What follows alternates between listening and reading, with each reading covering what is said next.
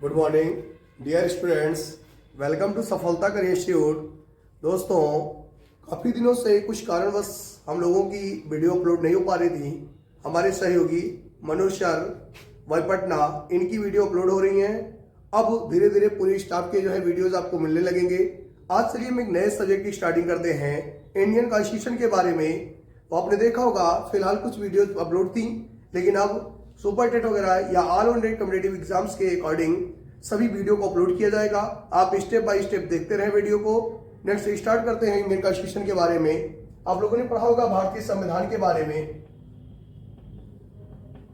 दोस्तों, संविधान हर एक देश का दर्शन होता है, वैसे ही इंडियन कॉन्स्टिट्यूशन भी है, भारत का दर्शन होता है।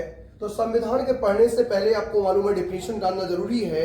संविधान में सबसे पहले चीजें हम लोग क्या करेंगे, कोरिलेट करेंगे संविधान को। जैसे आपसे लिख करके पूछेगा कि प्रथम लिखित संविधान किस देश का है, प्रथम लिखित संविधान किस देश का है। वही ठीक कंपैरिजन करके पूछेगा दोस्तों कि अलिखित संविधान किस देश का है। नेक्स्ट आपसे लिख करके पूछेगा अलिखित के अलावा विश्व में सबसे बड़ा और लिखित संविधान किस देश का है। नेक्स्ट आपका आएगा कि विश्व में सबसे छोटा संविधान किस देश का है, सबसे छोटा। तो आपको ये ध्यान देना होगा, इस तरीके के क्वेश्चन कंपैरिजन करके क्वेश्चन पूछे जाते हैं। तो आप ये ध्यान दीजिएगा कि प्रथम लिखित संविधान दोस्तों ये जो है आपका अमेरिका का है। कहां का होगा, ये यूएसए का होगा। ठीक उसी प्रकार अगर अलिखित संविधान की दोस्तों अगर हम लोग बात करें तो अलिखित संविधान आपका ब्रिटेन का होगा। नेक्स्ट क्वेश्चन आपका पूछेगा कि विश्व में सबसे बड़ा लिखित संविधान दोस्तों किस देश का होगा। सबसे बड़ा लिखित संविधान देश वो हमारे देश अर्थात किसका है, ये भारत का है। किसका, भारत का। ठीक उसी प्रकार अगर हम सबसे छोटे संविधान की बात करेंगे दोस्तों, तो सबसे छोटा संविधान जो होगा वो आपका किसका होगा, यूएसए का होगा। किसका, यूएसए का। अब ये आप लोगों ने देख लिया होगा किस तरीके के क्वेश्चन ऑलरेडी कंपैरिजन करके पूछे हुए हैं।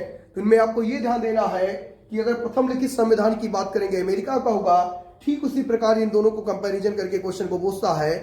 अब हम लोग क्या करेंगे, इसमें आपने देखा होगा अभी पिछली बार यानी सुपर टेट 2019 के पेपर में वहां एक क्वेश्चन पूछा था कि विश्व में लचीला संविधान किस देश का। थोड़ी सी चर्चा इन मैटर पे भी हम कर लेते हैं।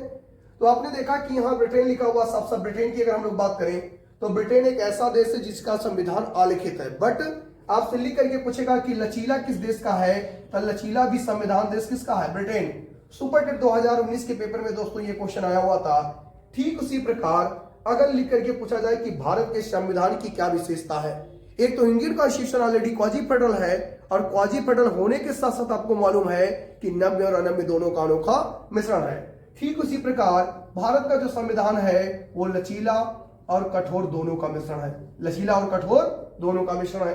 बात आती है अगर इंडिविजुअल जब आपका आयोग जब पूछता है कि जो है किस देश का संविधान लचीला, तो राइट आंसर आपका हो जाएगा यूनाइटेड किंगडम अर्थात ब्रिटेन। लेकिन अगर लचीला और कठोर दोनों के मिश्रण को पूछेगा तो दोस्तों राइट आंसर क्या हो जाएगा आपका, राइट आंसर आपका हो जाएगा भारत। क्या हो जाएगा, भारत। नेक्स्ट आपसे लिख करके पूछेगा कि संविधान सभा का गठन किस मिशन की संस्तुति पर हुआ। तो आपको मालूम होगा 1946 अर्थात आपने पढ़ा होगा कैबिनेट मिशन। संविधान सभा का गठन 1946 अर्थात कौन से मिशन के तहत, ये कैबिनेट मिशन की संस्तुति पर हुआ था संविधान सभा का गठन। वैसे अगर इसके बैक में जाएंगे काफी समय लग जाएगा। किसी दिन एक दिन हम इसीलिए स्पेशली जो है डिफिनेशन से रिलेट करके इसके संवैधानिक इतिहास की स्टार्टिंग दोस्तों आप लोगों को बताएंगे।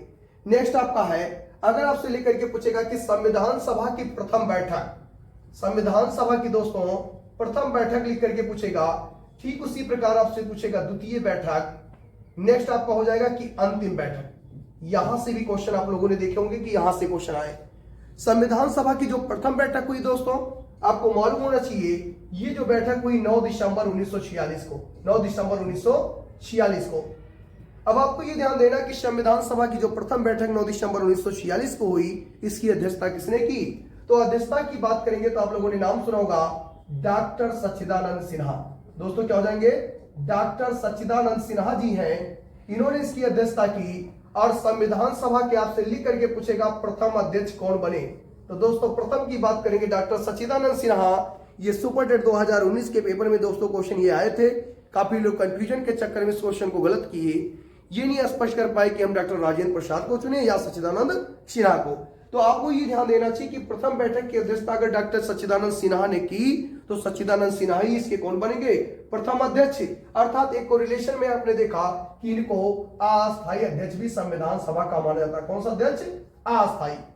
नेक्स्ट, अगर हम लोग सेकंड की बात करें कि आपसे लिख करके पूछेगा संविधान सभा की द्वितीय बैठक की बात करेंगे, तो आप ये ध्यान दीजिएगा कि संविधान सभा की जो द्वितीय बैठक ठीक 2 दिन बाद, अर्थात पहली कब 9, अर्थात 2 प्लस करेंगे टोटल क्या हो जाएगा 11, अर्थात 11 दिसंबर 1946। दोस्तों क्या हो जाएगा 11 दिसंबर 1946।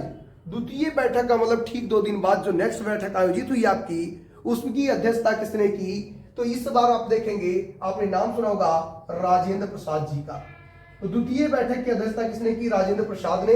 अर्थात लिख करके पूछेगा कि संविधान सभा के अस्थायी अध्यक्ष कौन बने दोस्तों, तो संविधान सभा के जो है अस्थायी अध्यक्ष बने डॉक्टर राजेंद्र प्रसाद। तो इस बार संविधान सभा के अस्थायी अध्यक्ष की अगर हम लोग बात करेंगे तो डॉक्टर राजेंद्र प्रसाद। अब इन्हीं में से क्वेश्चन अगर आप लोगों से अस्थायी और अस्थायी अगर दोनों को रिलेट करके पूछेगा तो अस्थायी कौन, डॉक्टर सच्चिदानंद सिन्हा, और अस्थायी कौन, राजेंद्र प्रसाद। बट अगर इन केसेस ने पूछा कि संविधान सभा के प्रथम अध्यक्ष, तो दोस्तों क्या जाएंगे डॉक्टर सच्चिदानंद सिन्हा। नेक्स्ट, लास्ट बैठक की हम लोग बात करें, संविधान सभा की दोस्तों अंतिम बैठक कब हुई, तो आपको मालूम होना चाहिए कि 24 जनवरी 1950 को। दोस्तों क्या हो जाएगा 24 जनवरी 1950। मोस्ट वर्ड क्वेश्चन है। अब यहां अध्यक्षता का कॉन्सेप्ट नहीं क्लियर होगा, तो 24 जनवरी जो है 1950 को संविधान सभा की अंतिम बैठक हुई। अब इसमें क्या होगा कि अंतिम बैठक होने के साथ साथ 2 घटनाक्रम और हैं। संविधान सभा द्वारा राष्ट्रीय गान और राष्ट्रीय गीत को दोस्तों कब अपनाया गया, सेम डेट सेम सन, कोई डिफरेंस नहीं है। अर्थात राष्ट्रीय गान की अगर हम लोग बात करें कि राष्ट्रीय गान क्या है आपका, तो आपने सुना होगा कि राष्ट्रीय गान जो आपका है वो है जनगण मन। तो राष्ट्रीय गान दोस्तों जो जनगण मन है इसके रचयिता कौन है, और वो भी आप ये ध्यान दीजिएगा इसके रचयिता रविन्द्रनाथ टैगोर। अर्थात आपने सुना होगा गुरुदेव को, रविन्द्रनाथ टैगोर। इनकेस अगर आपसे पूछ लेगा कि राष्ट्रगान के रचयिता कौन है, कुछ नहीं करना दोस्तों, राज से राष्ट्रीय गान और राज से रविन्द्रनाथ टैगोर, एक सेकंड में इसको कोरिलेट कर लेना। ये क्वेश्चन आए हुए हैं, सेम यही क्वेश्चन टेट वाले एग्जाम में देखें आप 2021 में यही पूछा हुआ था कि संविधान सभा द्वारा राष्ट्रीय गान को कब अपनाया गया, 24 जनवरी 1950 को। दोस्तों टेट के क्वेश्चन में बैक में जाएंगे 2017 में भी सेम क्वेश्चन यही पूछा हुआ, अर्थात आपको ये ध्यान देना कि ये क्वेश्चन रेगुलर आ रहे। नेक्स्ट है आपका ठीक 24 जनवरी 1950 के दिन ही राष्ट्रीय गीत, तो राष्ट्रीय गीत को भी अपनाया गया। अर्थात आप देखेंगे कि राष्ट्रीय गीत दोस्तों आपका क्या है, तो राष्ट्रीय गीत है हमारा दोस्तों वंदे मातरम। क्या है, वंदे मातरम। अर्थात वंदे मातरम अगर आपका राष्ट्रीय गीत है, इसके रचयिता कौन है, तो दोस्तों आपने सुना होगा बंकिम चंद्र चटर्जी। कौन है, बंकिम चंद्र चटर्जी।